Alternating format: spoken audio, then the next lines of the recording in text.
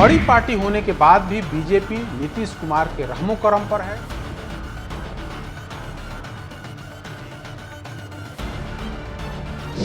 साफ हो गया कि सरकार में बीजेपी की नहीं सुनी जा रही है, उनकी कोई हैसियत नहीं है। उन 2 सालों में बीजेपी पूरी मुस्तैदी से संगठन को लेकर के संगठन की मजबूती, कैसे हम जेडीयू से पीछा छुड़ाएं। नमस्कार, मैं विवेकानंद और आप देख रहे हैं न्यूज़ फॉर नेशन। आज हम बात करेंगे बिहार बीजेपी की, बीजेपी के मिशन 200 की हम बात करेंगे और साथ ही बात करेंगे कि किस तरीके से बीजेपी नीतीश कुमार से पीछा छुड़ाने को बेचैन है। जिस तरीके से बिहार में बड़ी पार्टी होने के बाद भी बीजेपी नीतीश कुमार के रहमो करम पर है, सत्ताधारी दल होने के बाद भी बीजेपी को लगता है कि वे विपक्ष में है, सरकार में उनकी बात सुनी नहीं जाती है, उनका जो एजेंडा है, जो घोषणा पत्र है, उसे सरकार लागू नहीं करती है। बीजेपी के 77 विधायकों की बदौलत नीतीश कुमार बिहार में मुख्यमंत्री की कुर्सी पर हैं। इसके बाद भी कई ऐसे वाकये आए हैं, अभी हाल फिलहाल में ही कई ऐसी घटनाएं घटी जिसमें साफ हो गया कि सरकार में बीजेपी की नहीं सुनी जा रही है, बीजेपी के नेताओं मंत्रियों की कोई पूछ नहीं है, उनकी कोई हैसियत नहीं है। ऐसे में संगठन जो है, नेतृत्व ने यह फैसला लिया है कि हमें संगठन को और मजबूत करना है, पार्टी को बूथ लेवल तक और सक्रिय करना है, मजबूत करना है। कैसे काम होगा, इसको लेकर के लगातार मंथन किया जा रहा है। बीजेपी बिहार की 243 में 200 सीटों को चिन्हित किया है और उन सीटों पर पूरी ताकत के साथ तैयारी शुरू कर दी गई है। भले ही बिहार में अभी चुनाव नहीं हो, विधानसभा के चुनाव 2025 में हो, लोकसभा के चुनाव 2024 में है, लेकिन तैयारी अभी से शुरू है।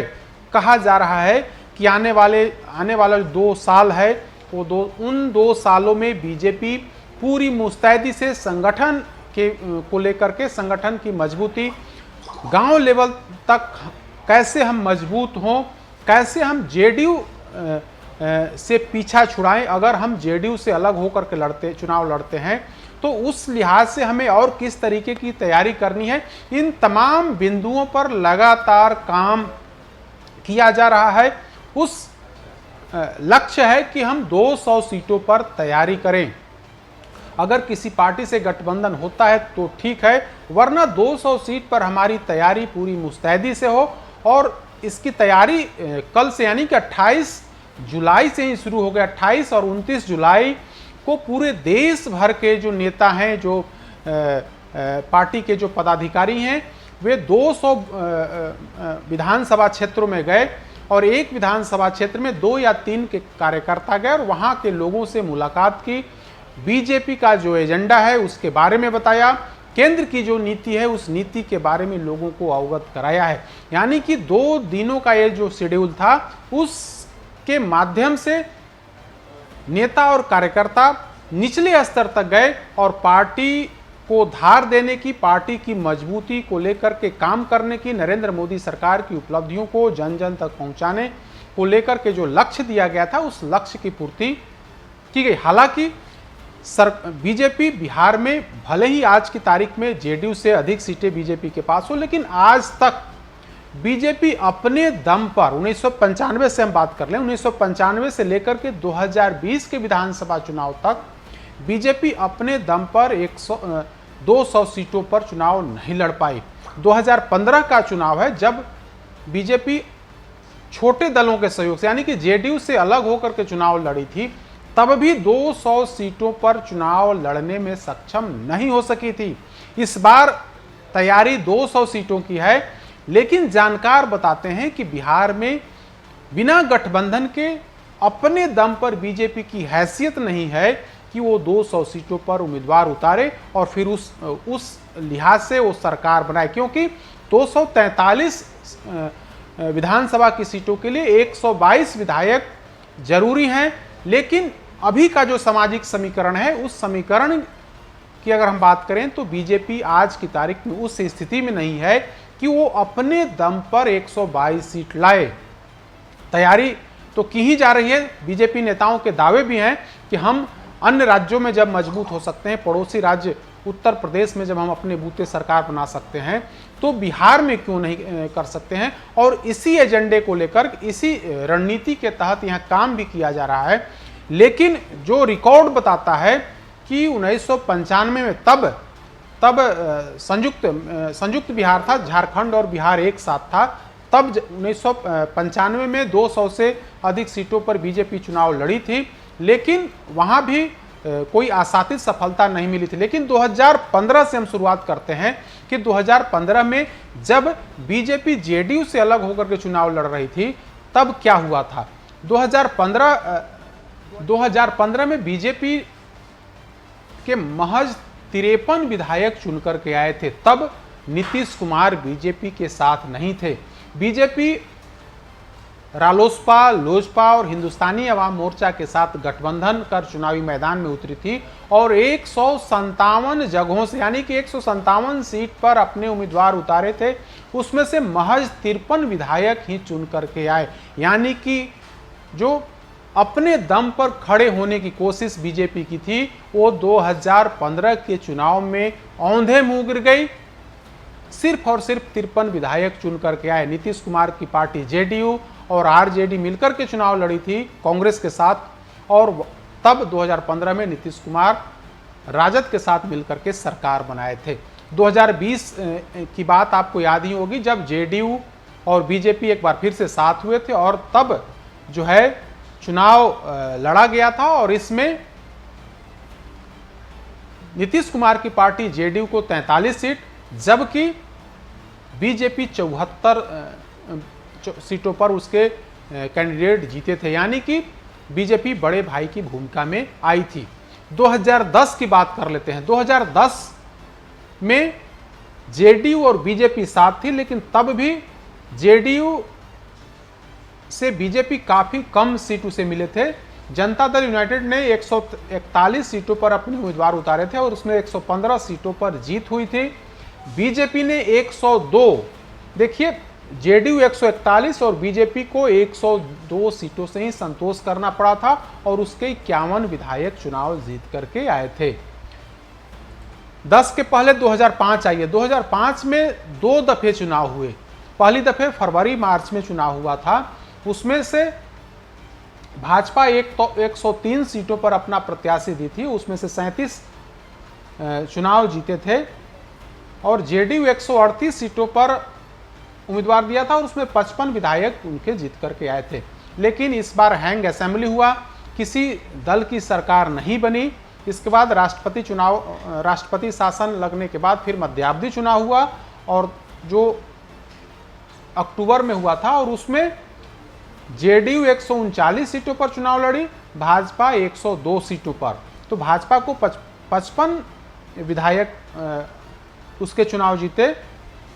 इस तरीके से 2005 तक, 2000 की अगर बात कर लेते हैं, 2000 में तब नवंबर महीने में झारखंड का गठन हुआ था। संयुक्त बिहार में 324 सीटें थी और जीतने के लिए 162 विधायक की जरूरत थी।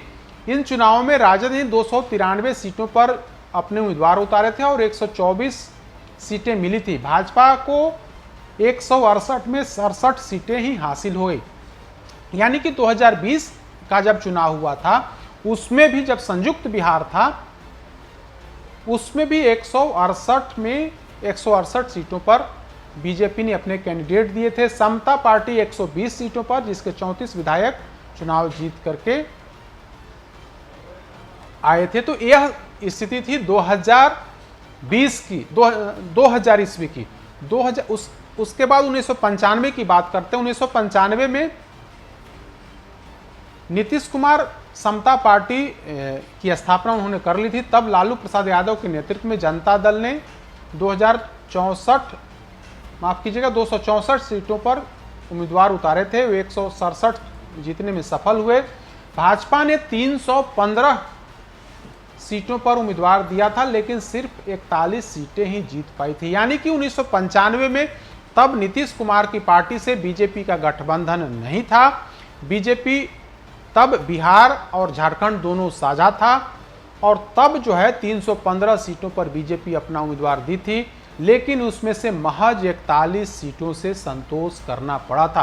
कहने का मतलब यही कि 1995 की अगर हम बात छोड़ दें, जब संयुक्त बिहार था, झारखंड और बिहार मिलकर के चुनाव हो रहा था, तब 324 सीटों पर बीजेपी ने अपने प्रत्याशी दिए थे। 1995 के बाद अगर 2000 की बात कर लें, 2005 में 2 विधानसभा चुनाव हुए, उसकी बात कर लें, 2010 की बात कर लें, 2015 की बात कर लें या फिर 2020 की बात कर लें, इन तमाम चुनावों में बीजेपी दावे चाहे जितना कर ले, लेकिन 2015 का जब चुनाव हुआ, जब बीजेपी अपने दम पर छोटी पार्टियों के साथ मिलकर के चुनाव लड़ रही थी, तब भी 200 सीटों पर अपने उम्मीदवार देने में सक्षम नहीं हो पाई।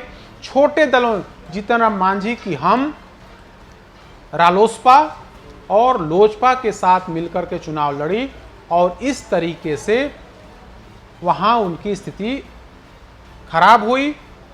बीजेपी औंधे मुंह गिर गई। अब एक बार फिर से यह लक्ष्य बीजेपी ने तय किया है कि हम 200 विधानसभा सीटों पर पूरी तैयारी करें। बाजाबता उसका चयन भी किया गया और वहां पर संगठन से जुड़े लोग, जो राष्ट्रीय मोर्चा के जो राष्ट्रीय पदाधिकारी हैं, वो तमाम लोग उन क्षेत्रों में गए और वहां जाकर के लोगों से मुलाकात की, लोगों को संबोधित किया, लोगों को केंद्र सरकार की योजनाओं के बारे में बताया। बीजेपी का जो लक्ष्य है, बीजेपी की जो रणनीति का जो जन कल्याण की जो योजना चला रही है सरकार, उन तमाम बातों का वहां जाकर के उन लोगों ने जिक्र किया है। तो कहने का मतलब यही कि बीजेपी नीतीश कुमार से पिंड छुड़ाने की कोशिश में है। इसीलिए यह लक्ष्य तय किया गया है कि हम 200 सीटों पर अगर मजबूती से चुनाव लड़ते हैं, वहां हमारी स्थिति काफी मजबूत रहती है। तमाम सामाजिक समीकरणों को हम साधने में अगर सफल होते हैं तो निश्चित तौर पर जो जादुई आंकड़ा है 122 का, उस 122 को सिर्फ हम हासिल ही नहीं कर पाएंगे, बल्कि उस लक्ष्य से काफी हम आगे बढ़ेंगे। तो इसी एजेंडे को लेकर के, इसी मिशन को लेकर के बीजेपी की तैयारी जारी है। कल से 2 दिन तक लगातार राष्ट्रीय अध्यक्ष जेपी नड्डा और गृह मंत्री अमित शाह भी बिहार में रहेंगे, पटना में रहेंगे। पटना में पार्टी के वरिष्ठ नेताओं से, नीतीश कैबिनेट के मंत्रियों से, सांसदों से समेत अन्य लोगों से मुलाकात करेंगे और आगे की रणनीति तय करेंगे। तो कहने का मतलब यही कि नीतीश कुमार से पीछा छुड़ाने की कोशिश में बीजेपी जुट गई है। अधिक अपडेट्स के लिए देखते रहिए न्यूज़ फॉर नेशन। नमस्कार।